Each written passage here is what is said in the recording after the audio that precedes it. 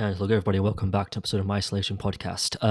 It's the first episode of 2025 towards the end of 2024 because, I had one recorded, but it turned out to be really bad. I wasn't really happy with it. So today I'm redoing it for the start of 2025. And that is, of course, a retrospective of Wallace and Gromit because why not? I mean, we had Vengence Most Fowel over the Christmas period, at least here in the UK, anyways. I think it came out on the 3rd of, it came out last week on Netflix all over the world. So if anything, maybe probably now is the perfect time to do one. As I said before, I tried doing one over the Christmas period. I think it was on the 19th of December I recorded it, but as I said, I just wasn't too happy with it. And the little mini cast that went up earlier today on the 7th, that segment was from the episode, talking about the most anticipated films for 2025. That segment was from the episode because that's probably the only part I was actually happy with. The only part I was happy with was that one. So so today I'm going to be redoing it because I like Wallace and Gromit, and I think and obviously Vengence Most Foul came out all over the world or last week. So if anything, now is probably the perfect time to talk about them because I think everyone's been talking about them since they came back over the Christmas period with Vengence Most Foul. So obviously, this retrospective, the same as all the retrospectives we've done for this podcast over the past nearly 2 years. I want to say, let's see, when was the first episode of this podcast uploaded? Yeah, it was the 24th of February. This is the 17th of January, so almost. Shit, I've been doing this podcast for almost 2 years. After all the things that I said in the update video last year, how I wanted to try and gain an audience, that of course didn't really happen. Didn't really upload enough last year because things kept getting in the way. But yeah, for this year, I want to try and do most of the things I said I was going to do for 2024. Try and get an audience, try and be a bit more active on the Instagram pages and the Threads pages as much as possible, though I don't really like being active on social media because it's just very foul. It's a Vengence Most Foul. That was terrible. But yeah, I don't really like being active on social media that much. But I'll try and be more active on those. Might try and upload clips to TikTok, even though I really, really don't want to because I fucking hate that platform so much. I had a TikTok account like 5 years ago. Yeah, nearly 5 years ago. And I deleted it after 5 days because it was just that bad. But we'll see. And might even try and get some more guests on because I've realized last year now that I actually really do enjoy doing these with other people. Even though the name of this has the word isolation in it. I want to do this more with other people because it's really enjoyable. I like doing it by myself as well, but I do enjoy doing it with other people as well. What else? The whole season thing, like how last year I was calling it season 2, that's been scrapped. I'm not doing that.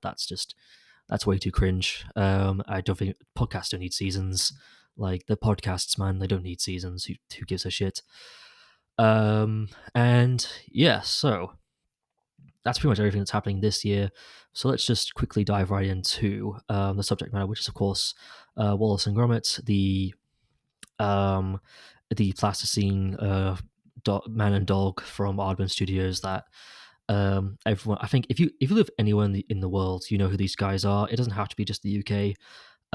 It's amazing how these two are, out of everything in the United Kingdom that became a worldwide phenomenon. You know, you've got the royal family, you've got Doctor Who, you've got Big Ben, you've got fish and chips, you've got mushy peas, you've got all that stuff. A man, his dog is also is literally named amongst the two of them. You've got Chronicles of Narnia as well. Actually, that became a big hit, and Lord of the Rings as well because that was written by J.R.R. Tolkien. So yeah, the fact that a man and his dog, a plasticine man and his dog, is amongst those two is is really interesting to think about. But if you live anywhere in the world, you know who Wallace and Gromit are. Like I knew who they were growing up because in Australia, so obviously here in the UK we have BBC. In Australia, over there we also had ABC, British Broadcasting Commission, Australian Broadcasting Commission. It's a whole thing. And every year, normally around October time, they would show the Wallace and Gromit short films, and we would still watch them. And I thought they were funny. I thought they were entertaining, but I didn't really properly get into them until, funnily enough, 2005, which is when Curse of the Were Rabbit came out, and I don't know if it was because of that was the year we were actually moving from Australia to the UK, or something like that. But that was when we really sort of got into the short films, and brought Curse of Were Rabbit on DVD, and that was really fun. I love that movie for a good couple of months. Just watched it on repeat at like 10, 11 years old. And obviously, I've loved a lot of other Aardman productions like Creature Comforts and obviously Chicken Run. Didn't really like the sequel they did for Netflix last year. I thought that was a bit, well, I mean, it wasn't terrible. It just wasn't as good as the first one. Obviously, with it being on Netflix, had a TV movie kind of feel to it, which is very daunting when you consider the fact that the first Chicken Run had a big theatrical feel to it because it was an actual theatrical release, compared to the sequel, which was a more TV movie, but more of a TV movie, well, more of a TV movie esque kind of feel to it, but. But that's not what we're talking about today. We're talking about again Wallace and Gromit today. So the way this is going to work is the same way that these retrospectives always work. We'll go through all of the films. Well, the first four short films, that being Grand Day Out, Wrong Trousers, Close Shave, Marrow of Loaf and Death, and then the two feature films, that being Curse of Were Rabbit, and Vengeance Most Foul, which is the most recent release. Probably best to get started right away. So let's talk about first A Grand Day Out. This is being the first Wallace and Gromit film to be produced, and it very very shows. It's very simple, very easy going. It's definitely the animation has it's aged well, but it's still aged regardless. A lot of the models kind of look very rough around the edges.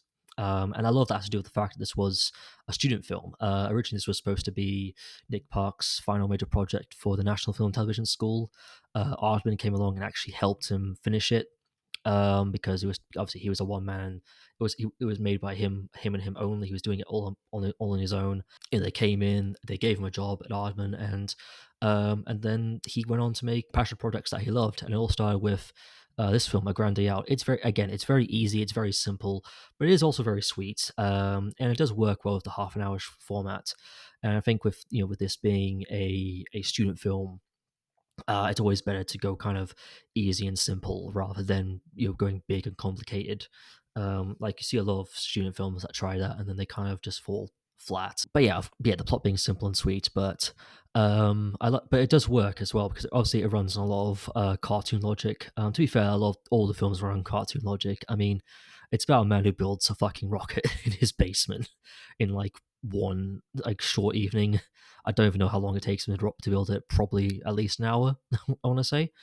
And all because he wants to go to the moon because he believes it's made of cheese. That's like, again, that's so simple, so easy, and so basic, but it works, and it adds a very kind of charming layer to it, which I really enjoy whenever I rewatch this film. I don't rewatch the Wallace and Gromit films that often, not as often as I used to when I was a little kid. Because again, they would play them. ABC would play them every single year. But I did watch them over Christmas this year for the first time in a long time. It was nice. It was very cozy. It was very simple. Um, but yeah, again, it's very easy. It's very sweet. And it's very simple. Um, Peter Sallis, who voices Wallace in this, he very simply owned this character. And it was very sad when he passed away in 2017. But Ben Whitehead, who took over for the more recent film, and as well as from 2012 onwards, when Peter Sallis actually retired, he does a pretty good impression. Basically, he owns this role, and he gives Wallace a very kind of charming, simple, middle-aged man, middle-aged Yorkshireman kind of nature to him, which I quite like. Gromit, I think, is one of the best cartoon characters ever made, and I know I'm not alone in that either. I know a lot of even big guys in animation think that, like Matt Groening, who created The Simpsons and Futurama. His expressions, the way that they moved his face around so it looks like he's got eyebrows, but he actually doesn't have any. um, the way you can tell what he's thinking, what he's saying without him actually having to say anything, I think is really impressive, particularly for stop motion. I think originally Gromit was supposed to have a voice, but they ditched that very quickly. I can't imagine Gromit actually speaking full sentences. I think that would be very uncanny valley. Let's just say that. One other thing about the film that I do enjoy, about the film's plot that I do enjoy, is just how quickly it gets to the point. Again, with it being a short film and this being a student film, it kind of has that nature, but it has to have the nature anyways. But I really do like that how we jump straight in. There's no big huge payoff. There's no big setup, and there doesn't really need to be. Again, it's a very simple, very sweet and simple plot of a man traveling to the moon with his dog for a holiday, which doesn't even last like I think they're only there for like a good few minutes, anyways, before they head off home with all the cheese in the world. Um, which they never really discover what kind of cheese is on the moon. It just I think Wallace even says it's not like any cheese I've ever tasted. But yeah, I like how it's a very quick and very fast pacing, gets into kind of the action of the film, and that's something that all the other films kind of kept hold of. Even the two feature films had this, where there's no like they don't really concentrate on big huge setups. They just kind of jump straight into the plot, which I quite like. Which I quite like with these films. There's no like dawdling, there's no nonsense. You just get from it's like you go from point A to point B, and I do quite appreciate that.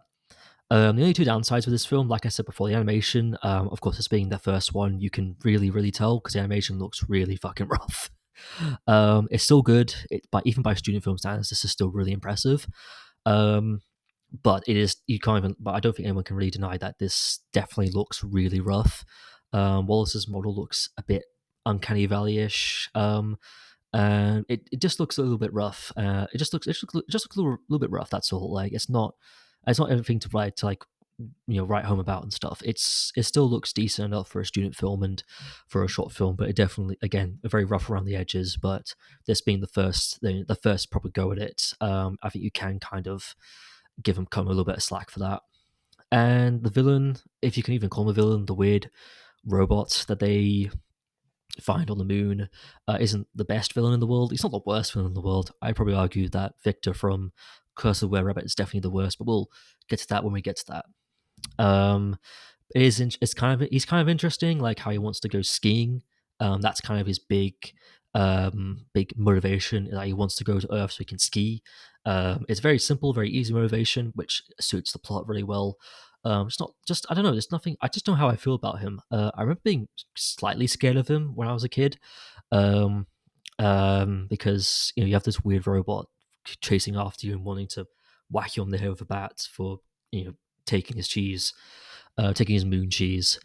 But it's not really love. Again, I think it's because all the other villains we got in future films were way more developed and way more scary, way more menacing, and just way more interesting. That this first villain, if you can even call him that, I don't even think you can even call him that, or even an antagonist, um, he's just a bit plain.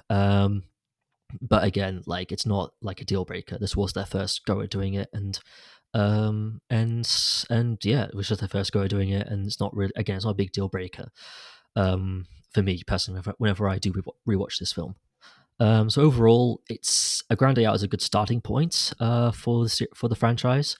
I can't believe I'm saying that. A Wallace and Gromit is a franchise. Like, what is this timeline?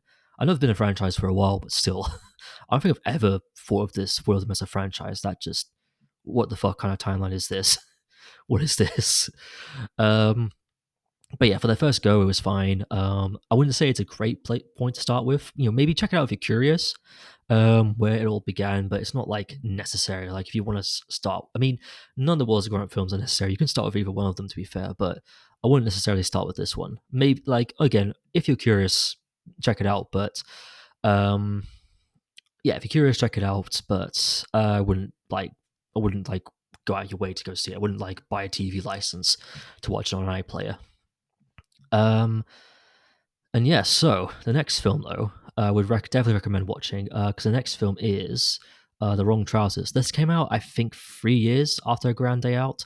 I think what happened was Grand Day Out aired on Channel 4, BBC saw it, bought the rights from Channel 4, and then helped fund the next short film, that of course being The Wrong Trousers. This is probably easily the best of all the films, all the short films, and even the two features. It's the most iconic. It's the most recognizable. When you say Wallace and Gromit, I think Wrong Trousers is probably the first film that you think of. Because again, it's so well known and so iconic to this very day. I mean, you look at the animation for a start, and it looks so much more better. Mainly because they had more of a budget this time, and Nick Park actually had an actual crew to help him with the majority of the film, rather than um, before, where he didn't really get a crew until like later on in production. He had a whole crew helping him out right from the get go, right from the start, and you can definitely tell that the models look fresher, they look more clean, and they definitely look a lot more recognizable. Um, and of course, and the animation itself just gets better and better. The techno trousers look a lot better, look good as well. They still have that kind of futuristic NASA robot design, but also being made of, well, plasticine. um, I think they're a really good invention as well. I always thought that Wallace invented them, but it turns out he actually brought them from NASA. Which, like, where the fuck did he find them? Honestly, like was there like an advert in the paper or something that he just decided to order? Who knows? The plot, again, it flows really quickly, but there's never. But that's a good thing, though. Particularly if you're doing this as a short film, there's never a dull moment. It moves at a good pace. All the plot points established do get paid off. Particularly at the start, when it's established that Wallace and Gromit are having bill problems and they need to find a way to pay the bills, which is why they rent a room out, and that's when the bad guy Feathers McGraw comes in. I'm going to be honest, I didn't actually know he was called Feathers McGraw until many years later. When I was a kid, I always referred to him as the evil penguin. Like, that's kind of just how I like refer to him as. But yeah, his actual name is Feathers McGraw, and he is definitely one of the best villains ever created. He's very sinister and is very kind of, it's very weird because he doesn't actually make any facial expressions. He kind of just has this weird same blank kind of stare. But I think much like with Gromit, you can definitely tell what he's thinking and what's going. You can see the clogs turning and what is going through his head, and what he's.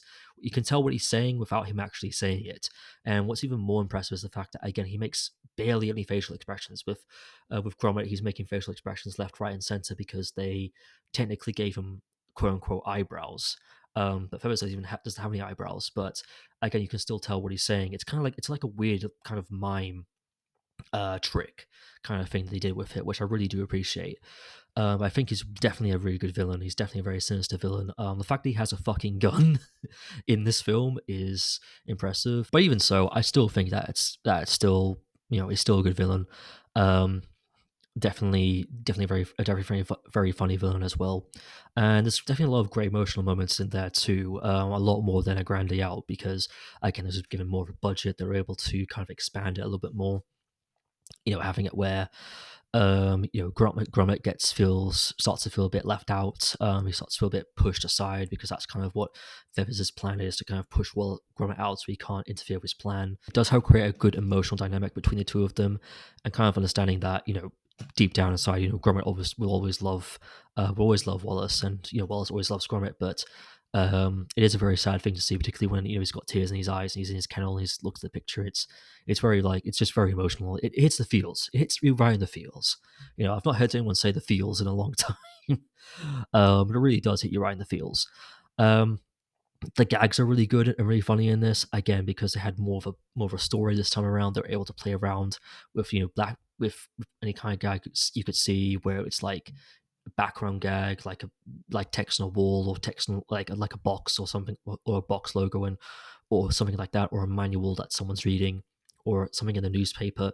All these little, like, kind of attention to details that you didn't really need. Like, a lot of these gags weren't really needed, but they did anyways, and that, I think, is really appreciative. It helps kind of expand their creativity a lot more, and it helps kind of set what kind of humor Aardman kind of aims to do, which is, again, with the main gags and stuff like that, particularly for Wallace and Gromit films going forward. Not that they weren't noticeable in A Grand Day Out as well, but I think The Wrong Trousers definitely expands on that a lot more. You see more of that town, although it does look really quite dead. because due to the lack of extras. But again, they had a bigger budget this time around. But they didn't have that big of a budget to have more extras in them, which makes the town feel quite empty. And it kind of feels like they're the only ones that live there, which is not true. Um, but still, though, the gag's really quite creative. I do love the scenes, like particularly when Wallace gets put into the techno trousers and he's just kind of going, "What's going on? Why am I in these?" And then he's just running up and down the street. I just think that's just hilarious.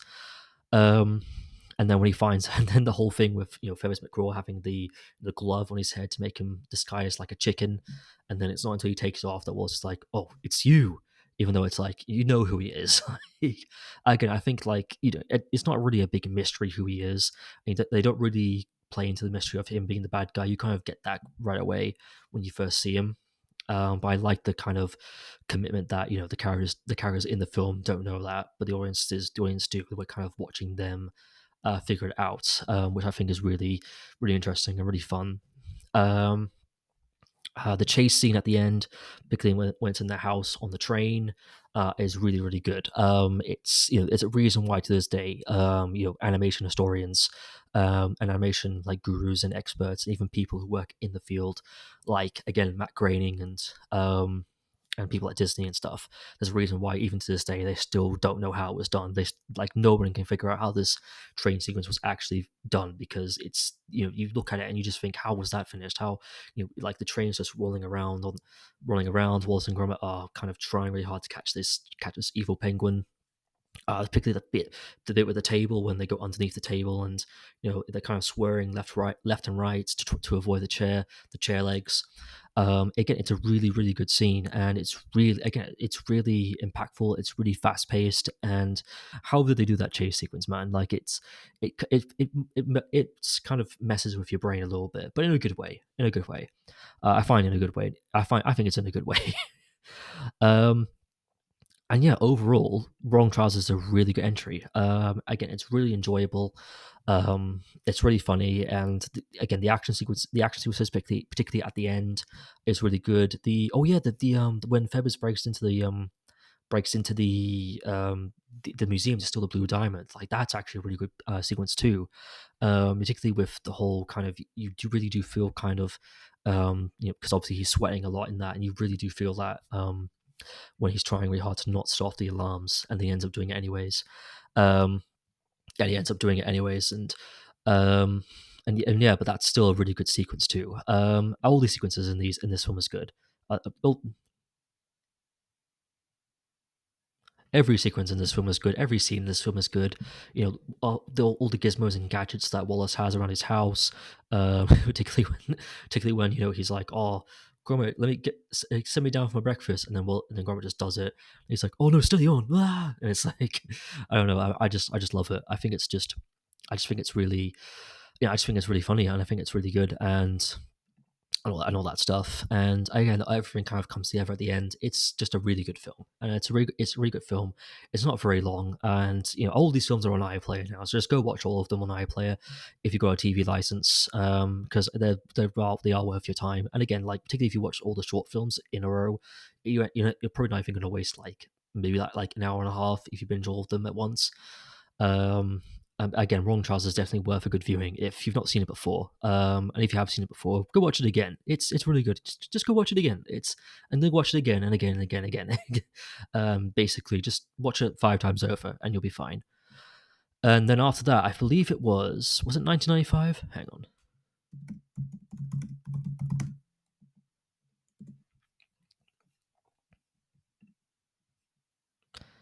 Yeah, was I? And then in 1995, which funny enough was the year that I was born, we got A Close Shave. Again, another great entry. This was the one that introduced Shaun the Sheep, who went on to do his own spin-off TV show, and then got a couple of spin-off films as well, which I haven't actually seen. And I'm not talking about in this retrospective because they're their own separate thing. Um, but yeah, I've not seen any of the Shaun the Sheep films, all two of them.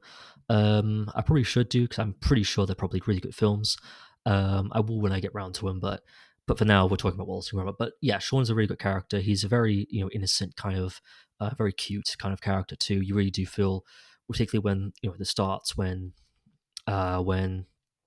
Preston's van with sheep pops shows up, and he's trying to get out. You really do feel he's kind of the fact that he's scared and he's kind of almost terrified of that he's been kidnapped by this dog to be turned into wool for his wool basically. Maybe he was taken away by his mother or something. Who knows? It's never really explained, but but no, like it's still good, and he's still a good fun character, particularly at the very end when he's eating Wallace's cheese, and Wallace is like, "Get off my cheese!" It's just really funny. Um, Preston is another great villain. Really evil, really terrifying. Um, Generally, and I do love how again with Feathers, the moment you see him, you know that he's the bad guy. He's got this really kind of scary, deadpan, kind of evil, just evil like facial expression, which is really terrifying, and you really feel like you're in danger when he's around. Particularly at the very end when he kind of goes off the rails and he malfunctions, and he really starts to kind of go crazy with this idea of creating his own dog meat, which I think was a pretty good twist at the very end. To be honest, the idea that he takes Wallace's knitting machine and turns it into kind of a machine that turns things into chowder for dogs to eat on, uh, which is actually really horrifying when you think about it. The world building is nice. I like how we see a lot more of the town that they live in. Um, but it does still seem a little bit dead because obviously, with the exception of Wendelin, you don't really get any more townsfolk than that.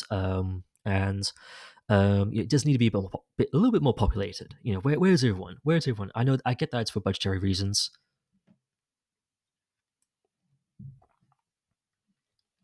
I get that it's for budgetary reasons and stuff like that, um, but still, like, where the fuck is everyone? It's like a dead town in like an N64 game. It's really bizarre. It's really, really bizarre. Um, the action sequences again are really perfect. Like beforehand, they fly by extremely fast, and there's a lot more intensity to these sequences, given that our characters are really like in massive danger. Again, because considering the fact that they're almost getting turned into dog meat, quite literally, they're literally being sent to death in this film. And it's much more intenseful and much more impactful, and you definitely feel your heart racing when you rewatch these scenes, which is kind of the whole point of these action sequences. And they're really fun too, like the chase scene when Wallace and Gromit chase Preston to try and save Wendelin, and then they get separated, and then Gromit turns the buggy into a plane, which I thought was really fucking clever actually. um, I thought that was really clever. Um, what else as well? The animation continues again to improve. Wallace's model looks very well done. Um, the Preston's robot skeleton as well also looks really well done. I don't know if like maybe let me get a picture of it actually.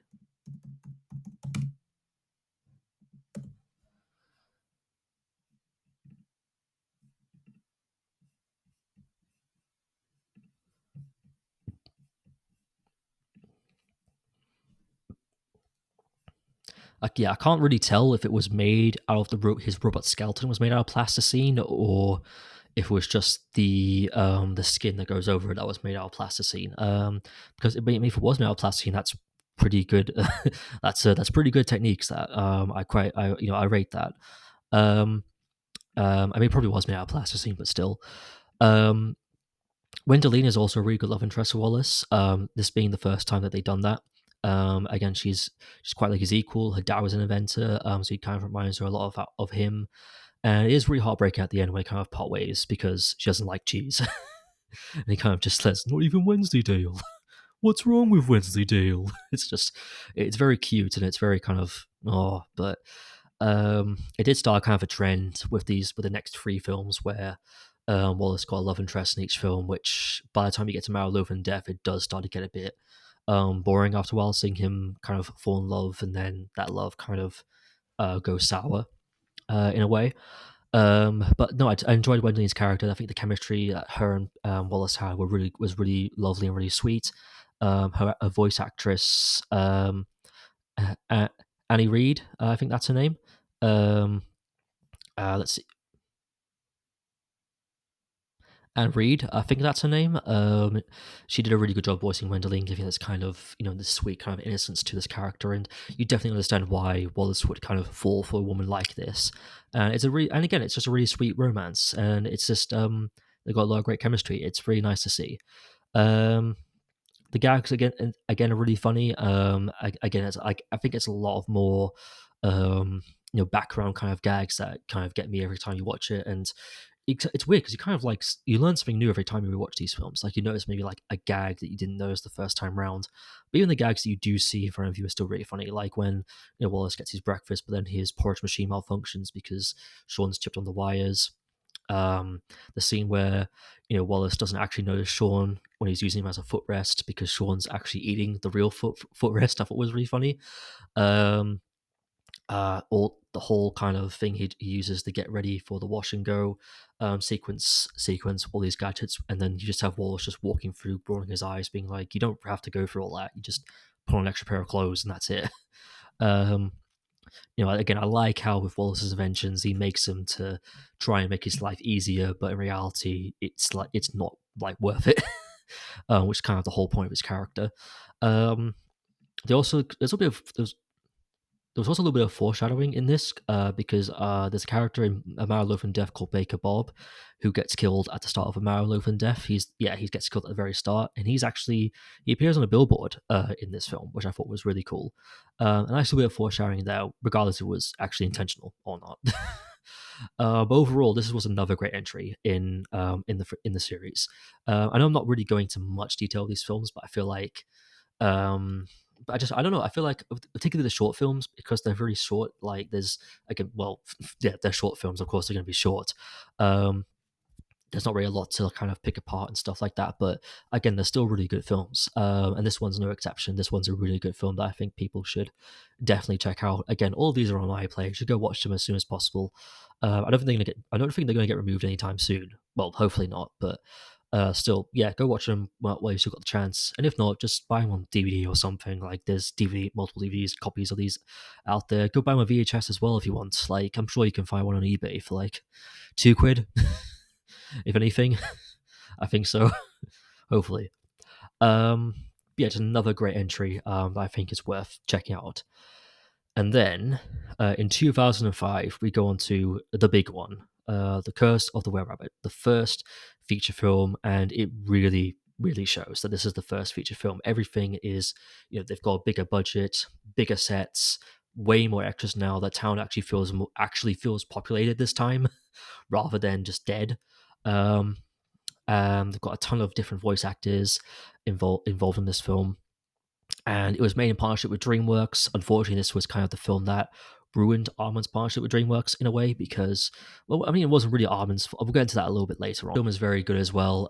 Obviously, with this being a feature film, it's a lot more grander. I mean, you've gone from working with half an hour to an hour and 25 minutes with this film. One thing I really do appreciate about the story is that it keeps the quick, fast pace of the three short films. It never lingers for too long on a scene, and there's never a scene that overstays its welcome. It just keeps going it just keeps going from point A to point B, which again is kind of the whole thing with Wallace and Gromit to begin with, which I really do enjoy. Wallace being the actual were rabbit though was not really a big surprise because the trailers gave it away, and there's also an earlier scene, particularly when he's kind of trying to retrain the rabbit's brain, and then Hutch gets attached to him, and then he starts bouncing around like a rabbit. It's from that point on, it's going to be him. A lot more seriousness to the story too, because obviously, halfway through the film, Lady Tottington gives Victor permission to shoot it. Victor, obviously, at this point, he knows that Wallace is the Were Rabbit, which means that Gromit has to try and save Wallace from dying, literally getting shot, which adds a lot more kind of tension to the story, and you really do feel Wallace's kind of Wallace's peril, but you also feel Gromit's urgency to save his best friend. And I think what's really good about it too is that a lot of like things that people have said with the Wallace and Gromit films, particularly, is why Gromit continues to stay with Wallace. Why doesn't he just leave? Considering how Wallace tends to act a lot of the time.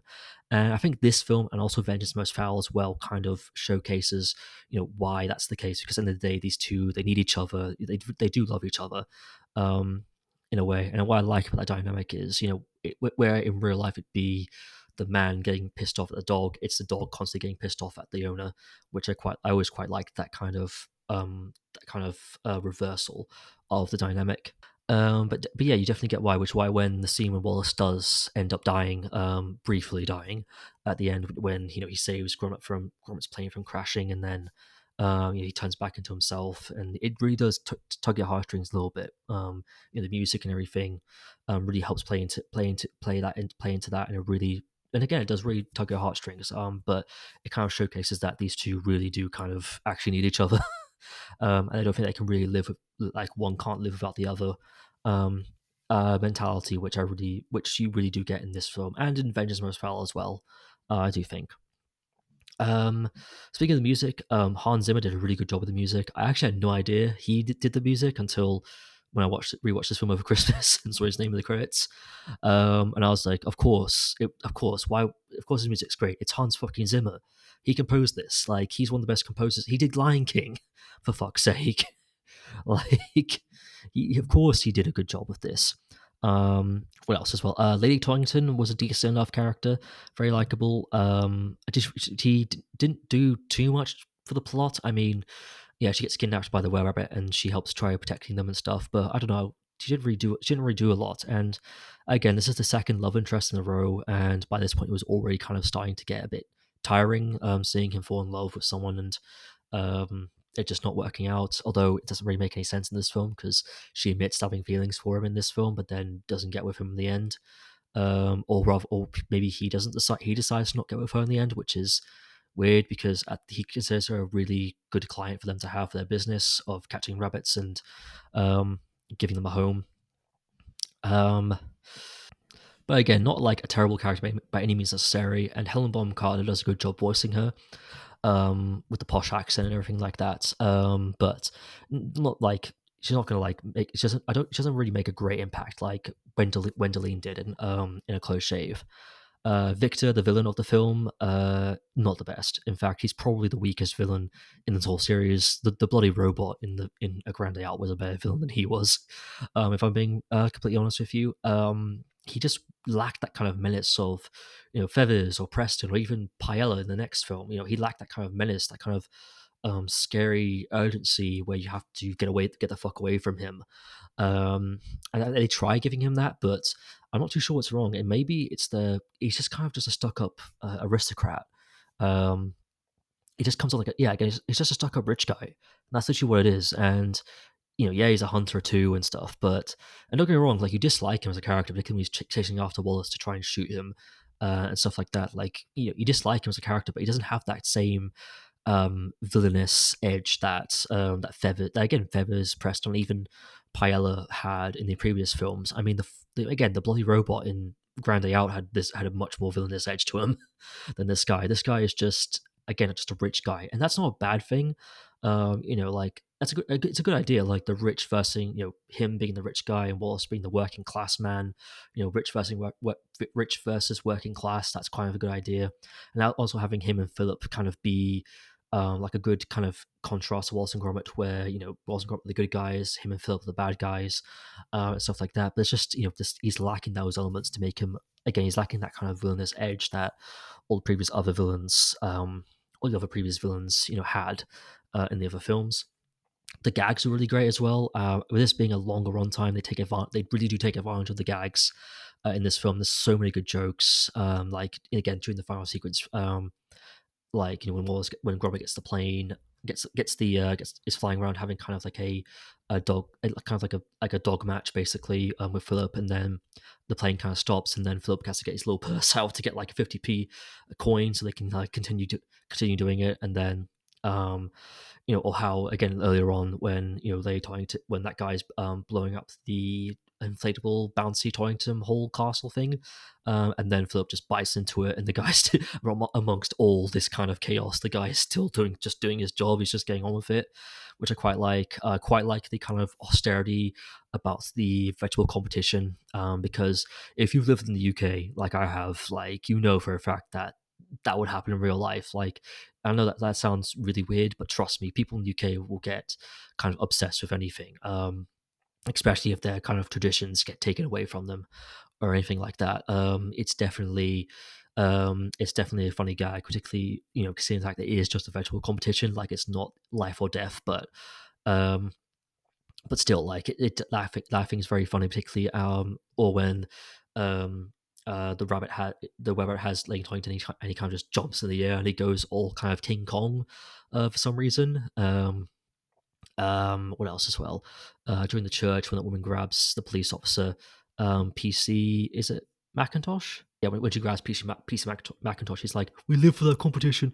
It's all we have. We're simple folk." It's like, again, that kind of victim mob mentality that people in the UK really do seem to have, is very well portrayed here, and it's just really funny to see.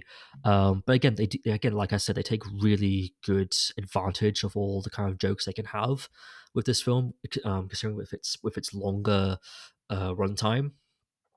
And I can't remember a single joke that fell flat. Fell flat for me. Even the weird kind of Bugs Bunny esque joke, when the scene when Wallace ends up getting the rabbit ears, and he says "What's up, dog," which is supposed to be a parody of "What's up, doc."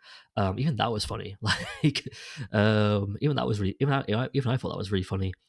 Um, yeah, I can't really think of any jokes that fell flat for me. All the jokes in this just worked. I think it's Wallace and Gromit, like in its almond. There's always that really nice plasticine charm with them that I really do enjoy.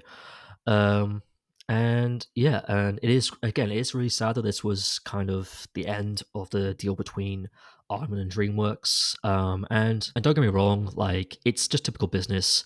It's just typical backstage business politics. And stuff like that. But it's still like it's just dumb.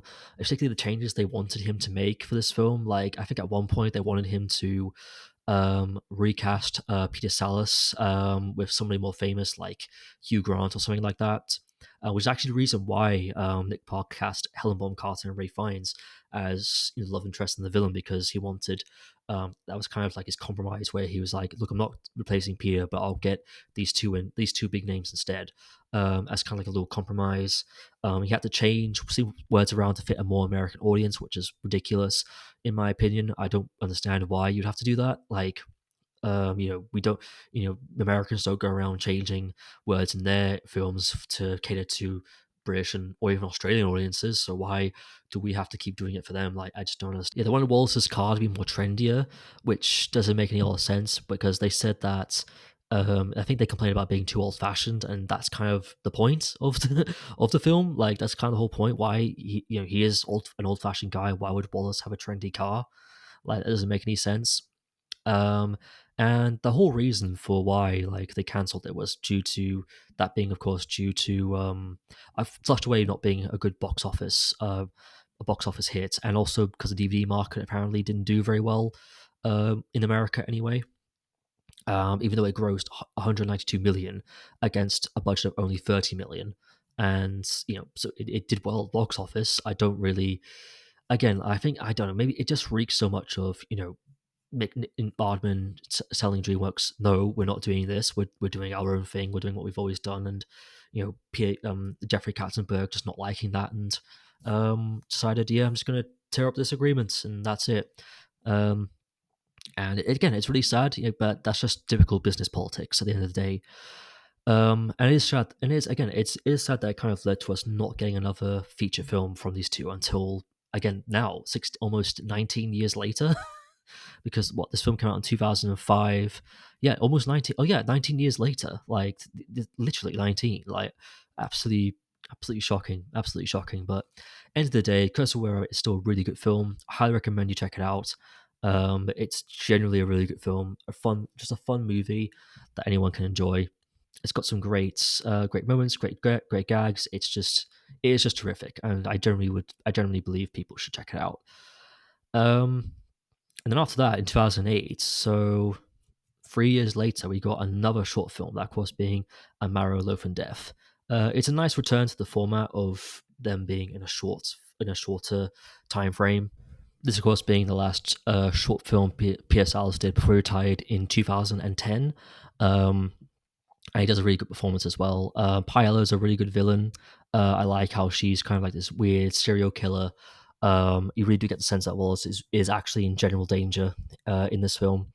And obviously, the twist of her being the serial killer is, it's pretty much said from the start that that's the case. But and it's a nice kind of twist on the whole love interest thing that we've been doing since a Close Shave. I do quite like how Gromit also gets a love interest in this. It's a very nice touch. It's very cute and it's very sweet. It's a shame that that she didn't stick around for the rest for future films. 'Cause I thought that would have been a really good thing to kind of play out. The whole baker thing that they them being them running a bakery now, that's a really good kind of theme, and it really leads to a lot of good running jokes and gags, particularly when Wallace sees Pilot for the first time. He just accidentally hits someone with a loaf of bread, which I think is just hilarious. That kind of that makes me laugh every single time.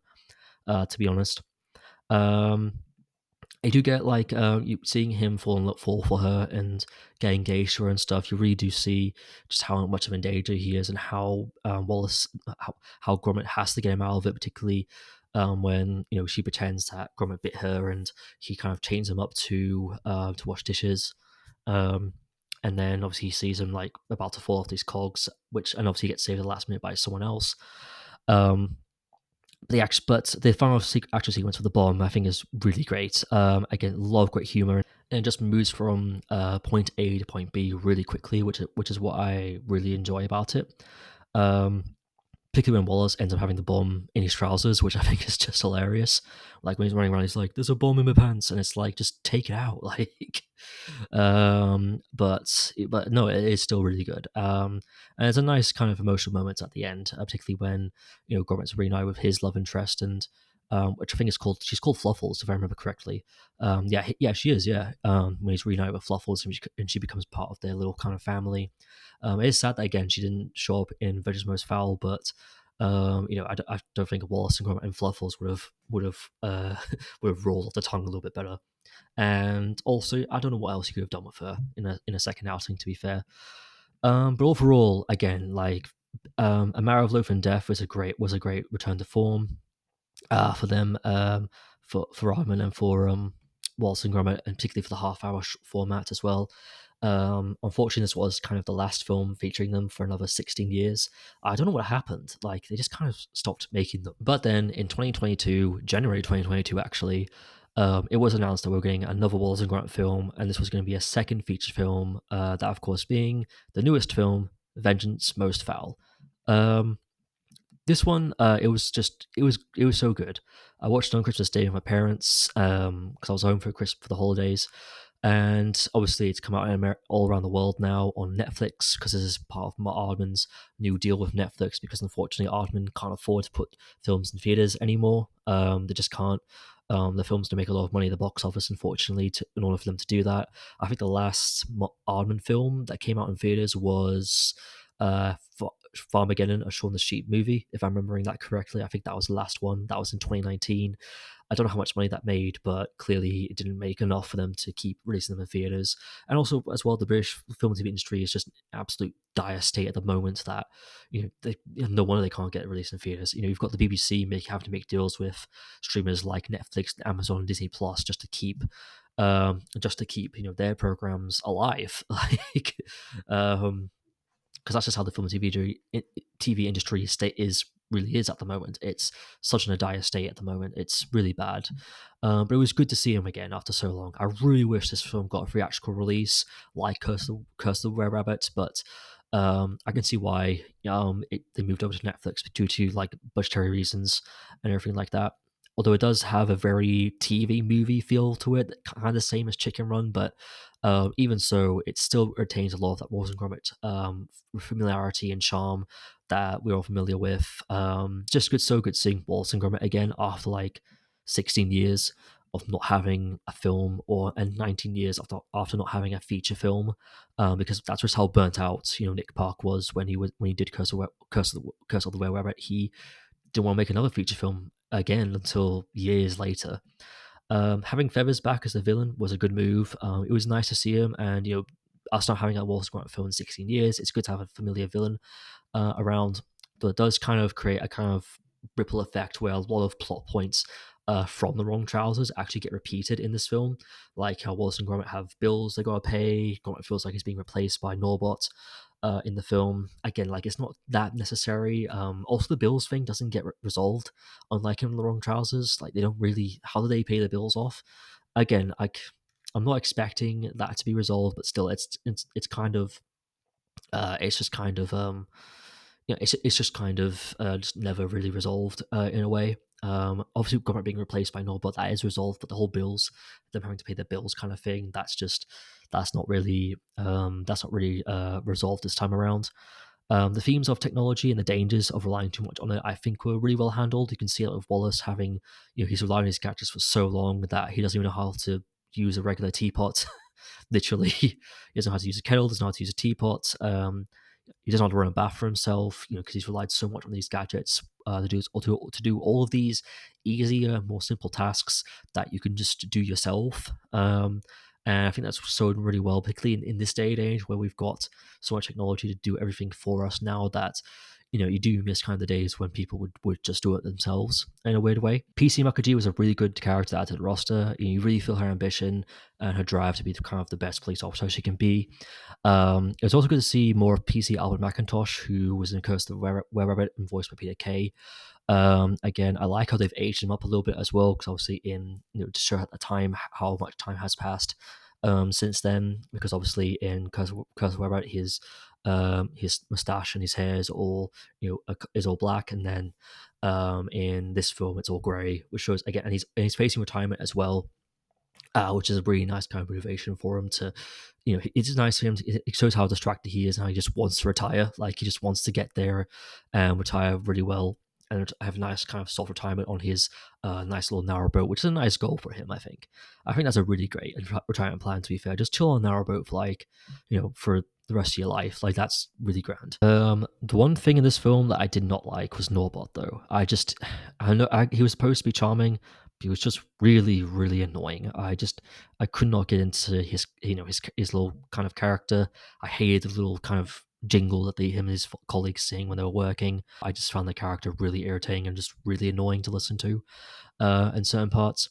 Um, the narrowboat sequence at the end, particularly the narrowboat chase with Feathers and Wallace and Gromit, I thought that was really great. I love the little cameo from the farmer from the Shaun the Sheep series, and I love how even though he's in a film where everyone speaks, full sentences, he still just makes these really weird grunt noises. I still like that kind of commitment to his character. Um, I like the fact that Wallace didn't have a love interest in this film. I think that was a nice touch. And because I liked how it focused more on him and Gromit's relationship instead. They get a lot of great, nice little emotional moments with them, particularly again when Gromit's about to fall off the boat. And he just says, "I can't live with my best pal." And it's like I said before, and I think this and Curse of Were Rabbit show why Wallace and Gromit kind of need each other in a way. They love each other and they've always been with each other for ages, and again, the idea that Wallace kind of has to learn that technology can't resolve everything, because he gets to the point where he makes a machine to pet Wallace for him. Like that's how lazy he's gotten. um, and he's realized now that actually having having a machine to do everything for you is probably not the best solution. Um, uh, is there anything else I didn't? What else about this film? I liked all the little Easter eggs and stuff, like callbacks to other previous films, like music cues and stuff like that. I thought was really nice. Going on back to things I didn't really like about the film, the whole thing of Feathers replacing the blue diamond with a turnip was just a bit weird, because it's just how how do you achieve that? Like you don't actually ever see him do it. You see him look at it and get the gears turning in his head, but he's tied up. Like what did he do? Did he untie himself, swap them, and then retie himself again? It just doesn't make much sense. To me, it's one of the things that's like, how do you do it? Again, I know that's kind of stupid because these films do run on cartoon logic. You're not really supposed to question it, but I don't know. It kind of just was really kind of stared you in the face, and you're just kind of like, how did you accomplish this? It makes no sense. Ben Whitehead was a really great replacement for Wallace.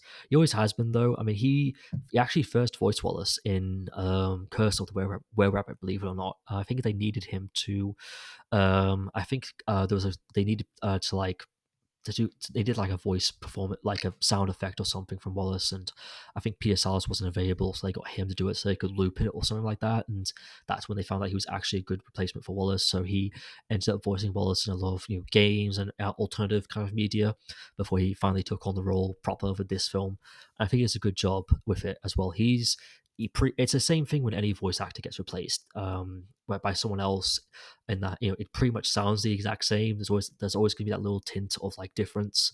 Um, yeah, there's always that little tint of difference though, with them, where unless you're like a mega nerd, you're not gonna like actually notice that much, which I think is really nice. But I did think he was doing a good job as well, and he really handled the emotional moments really well, and I think it'll be a good voice in the future when they do make more films in this franchise.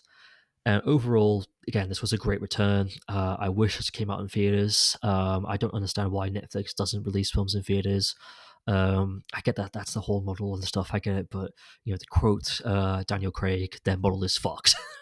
Like their model is fucked. Like release these films in theaters for fuck's sake. Come on, like you could make so much more money from that.